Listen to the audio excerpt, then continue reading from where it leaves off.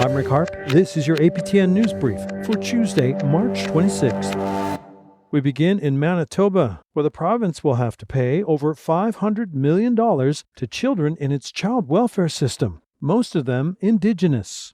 The now public result of a long-running class action lawsuit, the $530 million settlement, stems from a 14-year period of provincial holdbacks of federal Children's Special Allowances, or CSAs.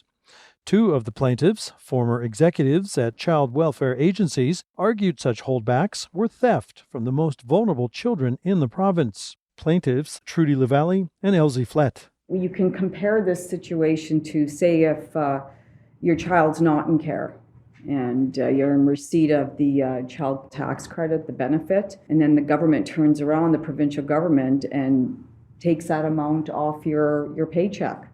You know, I think that parents in Manitoba who receive this child tax benefit would be outraged. It's our concern as plaintiffs that right from the start, we were adamant that every cent has to go back to these kids. Like the amount that was taken, dollar for dollar, any interest that accrued over that time period for that money, the value of that money today, as well as charter damages, that goes directly to the kids.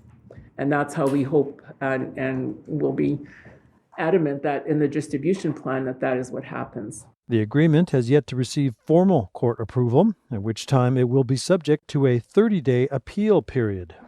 A distribution plan also needs to be worked out for an estimated 30,000 people in care between 2004 and 2019. And under some of the formulas mentioned by the lawyers, some of those harmed could receive tens of thousands of dollars each in compensation.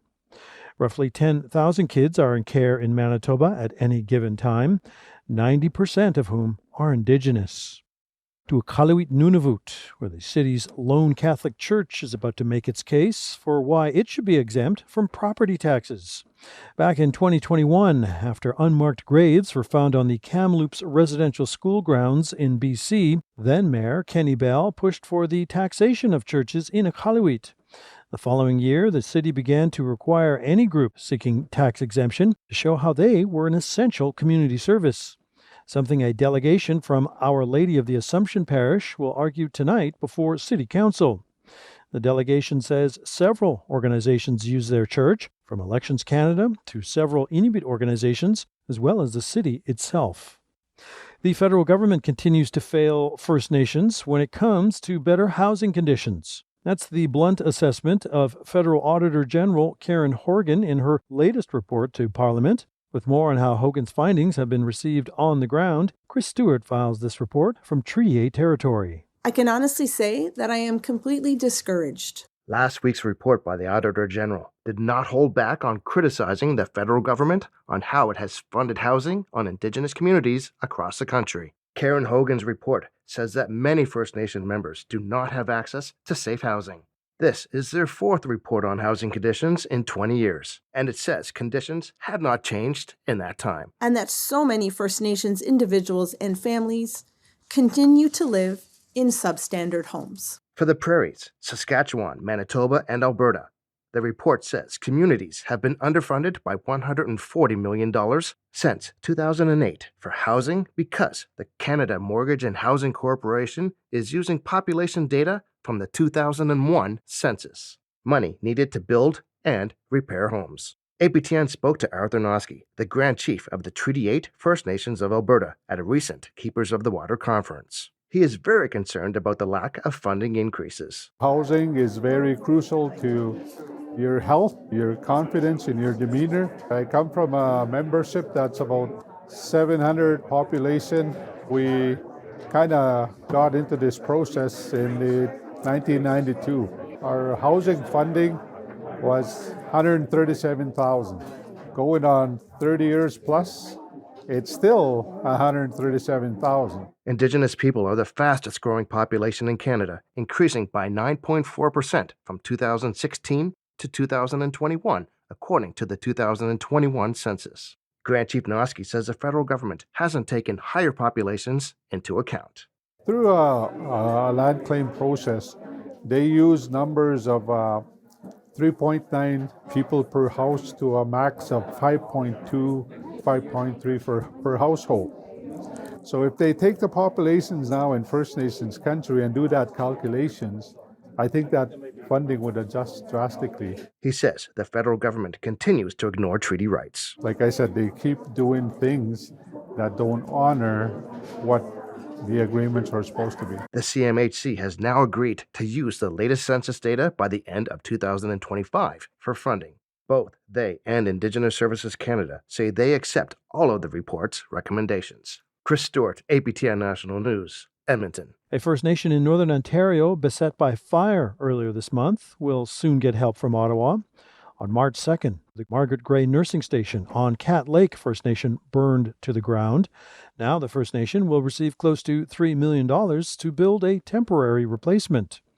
Indigenous Services Canada says the $2.8 million will be used to purchase, transport, and set up modular buildings. Cat Lake has used a healing center to try to meet its healthcare needs in the interim. It's also had to send more than 80 people hundreds of kilometers away to Thunder Bay to receive specialized medical services.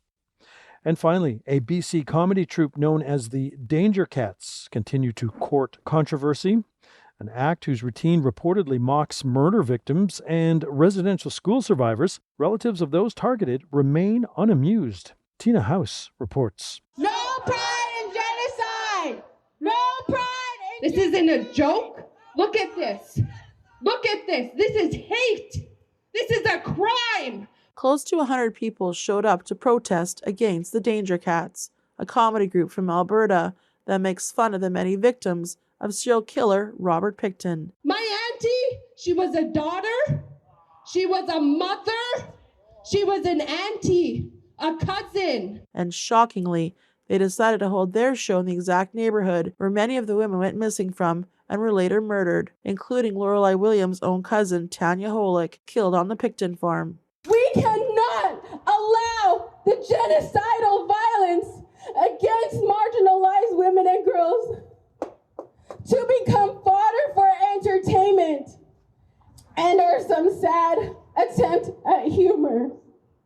These views perpetuate dangerous stereotypes and discrimination. It was this very discrimination that allowed Pickton and his associates to prey upon these women for so long. After awareness about what they were making jokes about increased, many venues they were set to perform in canceled their shows. Danger Cats were also selling t-shirts that read 50 flavors of hookery smoked bacon, but that merchandise was removed from their website due to a public outcry. Despite all the criticism of their comedy show, Danger Cats vowed to continue a small tour in secretive venues. Only ticket holders were notified the day of the show with an address of the location. And their secret location is here at a privately owned gym called F45. No more stolen sisters! As ticket holders showed up, they were shamed by the crowd. Let the camera see them! Shame on you!